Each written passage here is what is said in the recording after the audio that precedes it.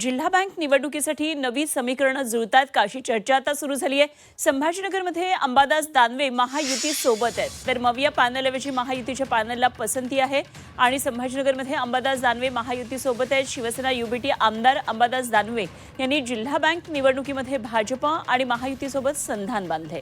महायुती आणि महाविकास आघाडी असे दोन पॅनल झालेले असताना दानवे यांनी मवियाऐवजी महायुतीच्या पॅनलमध्ये सामील होण्यासाठी पसंती दिली आहे आणि ही नव्या राजकीय समीकरणांची नांदी तर नाही ना असा प्रश्न या निमित्तानं आता उपस्थित होतोय।